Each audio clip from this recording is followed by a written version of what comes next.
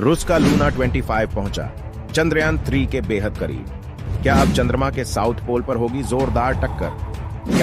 दोस्तों, एक बड़ी अपडेट आई है कि लूना 25 के अंदर जो प्री लैंडिंग ऑर्बिट का डीबूस्ट करने की कोशिश की गई थी, उसमें प्रॉब्लम आ गई थी। तो ये कुछ एक मैसेज आया, रशियन में है। इसका ट्रांसलेशन ये कहता है कि आज जब लूना 25 के फ्लाइट प्रोग्राम के हिसाब से जब उसको पहला हमने इम्पल्स ट्रांसफ़र किया था प्री लैंडिंग ऑर्बिट में लाने के लिए, तो कुछ इमरजेंसी सिचुएशन ऐसी हुई कि वो मनूवर जो था वो स्पेसिफाइड पैरामीटर्स के साथ हम नहीं कर पाए।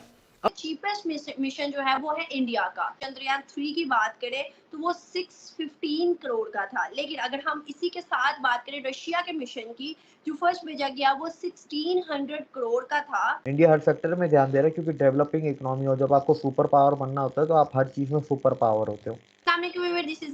अच्छा, आपको ये पता है ना कि पड़ोसी मुल्क ने मिशन भेज दिया चांद पे, तो ऐसे ही ਇੱਥੇ ਜਿਹੜਾ वजीर खारजा ਨੂੰ IMF से भेज के राजी हो रहे हैं। इंडिया की अगर हम बात करें, इंडिया की खासियत ये है कि वो बड़े से बड़े मिशन सस्ती कीमत में कर लेता है, इसीलिए दुनिया भर से जो डिमांड है इंडिया के पास वो भी सबसे ज्यादा। तसलसल के साथ नहीं चलेगी तो हमारा यही हाल रहेगा, अगले चांद पे जाएंगे हम, यहाँ पे बैठ के साइफर लहराएंगे। मजमूई कर्जे थे वो सिर्फ 30,000 थे। तो सारी तबाही जो आई है पाकिस्तान में 2018 से 2023 जो है, ये कौम के लिए बड़ा खौफनाक साल था। 4000 से ज़्यादा स्टार्टअप है, डेवलपमेंट प्रोग्राम है, स्पोर्ट्स हैं, एजुकेशन है, यूनिवर्सिटीज़ हैं। मेरे साथ कश्मीरी लड़कियां जब बात करती हैं, हमारी कश्मीरी लड़कियां तो हमें कहीं नज़र ही नहीं आती, बड़े बड़े ओहदों पर हैं। तो हमें जो बताया जाता है जुल्म हो रहा है, ये सरासर गलत है, ऐसा नहीं है। अगर आपको यकीन ना आए तो आप खुद कभी कश्मीर जाके देखें। आप अमेरिका की खबरें पढ़े, कनाडा की खबरें पढ़े, चाइना जैसे ममालिक, G20 समिट वहाँ पर हुआ, 25 से ज़्यादा। जय हिंद दोस्तों, वेलकम टू नव इंडिया न्यूज़। दोस्तों, बड़ी खबर निकल के सामने आई है। रूस का लूना 25 जो कि भारत के साथ कंपटीशन में था कि साउथ पोल पर पहले कौन लैंडिंग करेगा, लेकिन रूस का लूना 25 को प्री लैंडिंग फेज में डीबूस्टिंग करते वक्त कुछ प्रॉब्लम आई है, जिसके बाद से भारतीय तिरंगा पहले साउथ पोल पर लहराने के पूरे चांसेस बन गए हैं। दोस्तों, इसी के साथ पाकिस्तान मीडिया भी अब हैरान हो चुका है और कह रहा है कि भारतीय मिशन दुनिया में सबसे विश्वसनीय मिशन में से एक होता है और साथ ही सबसे कम लागत में भारत ने ये कर दिखाया है। दोस्तों, दूसरी तरफ भारत का इंडियन स्पेस रिसर्च ऑर्गेनाइजेशन यानी इसरो ने चंद्रयान 3 के अब तक के सभी फेज को सफलतापूर्वक हासिल किया है और आने वाले समय में भारत चंद्रयान 3 को चांद पर लैंड कराने की ओर आगे बढ़ चुका है। अब ये खबर पूरी दुनिया में भारत को एक अलग ही बूस्ट देगी और साथ ही भारतीय तकनीकी का लोहा पूरी दुनिया मानेगी। ये 100 किलोमीटर बाय 100 किलोमीटर की जो ऑर्बिट है, इसका टाइम पीरियड होता है तकरीबन 2 घंटे का। यानी 2 घंटे बाद फिर से लूना यहीं होगा, यानी फिर 2 घंटे बाद वो ट्राई कर सकते हैं कि क्या हम अब थ्रस्टर्स को फायर कर पा रहे हैं। क्योंकि अगर कारण कुछ ऐसा है कि जो सर्किट है उसमें कोई अनोमली आई है, तो वो उसको अगर ओवरराइड कर पाए और ओवरराइड अगर करके वो वापस उसी कमांड को रन कर पाए और थ्रस्टर्स फायर हुए, तो 2 घंटे बाद या फिर उसके अगले 2 घंटे बाद continuously they will keep on trying. और अगर वो इसको ओवरराइड कर देते हैं तो they will come down to the pre landing orbit. लेकिन अगर हार्डवेयर ही लॉक हो चुका है, अगर थ्रस्टर्स फायर करने से फिर भी मना कर रहे हैं, तो सिचुएशन थोड़ी डिफिकल्ट हो सकती है रोस्कॉस्मोस के लिए। ये हमें आगे पता चली जाएगा जैसे जैसे और डिटेल्स इसके बारे में आएगी। लेकिन अगर पहली सिचुएशन है, क्योंकि स्पेसक्राफ्ट के अंदर सिंगल पॉइंट फेलियर्स को हटा के रखा जाता है, मतलब ऐसा नहीं रखा जाता कि कोई एक ही पाथ हो किसी भी कमांड को रन करने का। अगर पहला पाथ काम नहीं कर रहा तो वो एक बाईपास सर्किट बनाकर भी उस पाथ को फॉलो करवा देते हैं।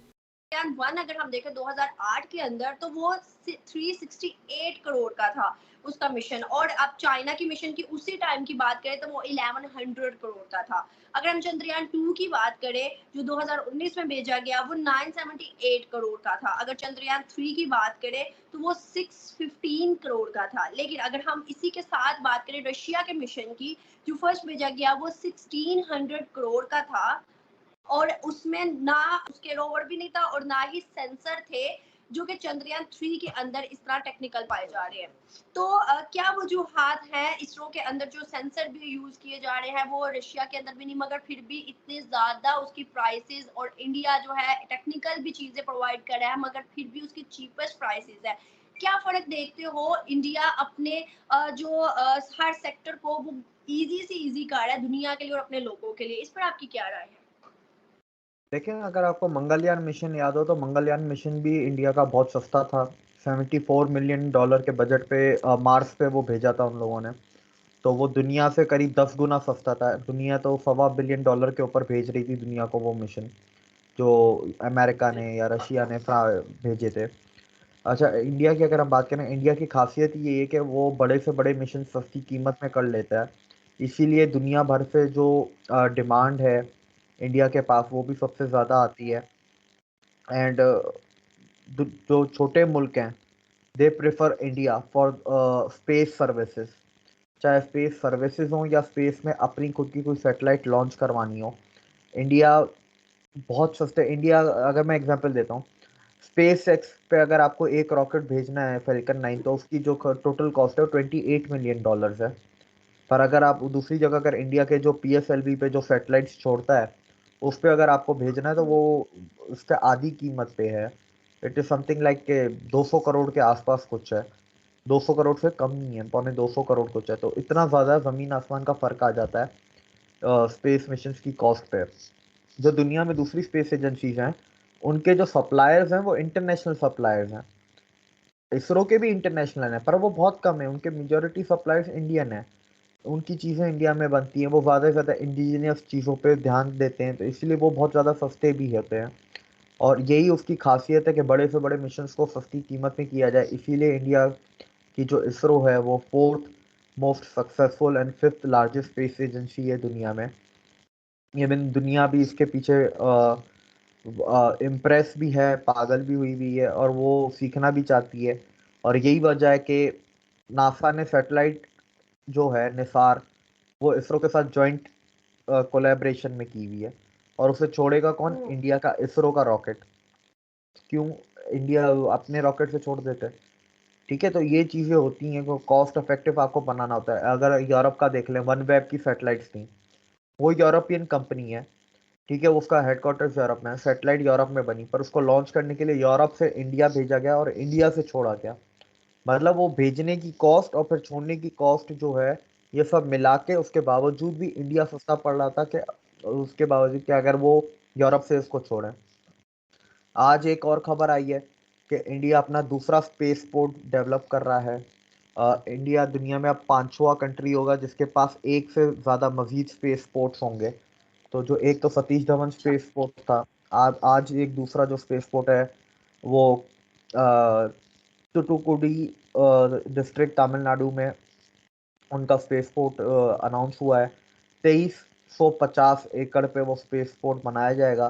2350 में से 1950 एकड़ 83% of land has been acquired. इतनी लैंड एक्वायर्ड कर ली गई है।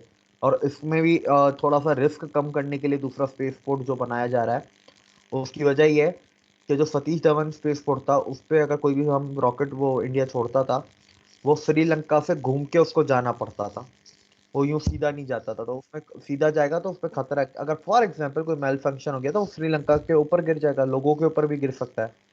तो ये जो दूसरा स्पेस पोर्ट है, इस स्पेस पोर्ट से जो भी रॉकेट छोड़ा जाएगा वो सीधा छोड़ा जाएगा, उसको घुमाने की जरूरत ही नहीं है, क्योंकि आगे डायरेक्ट समंदर होगा, समंदर से आगे आर्कटिक सर्कल और वहां से वो ऊपर जाएगा।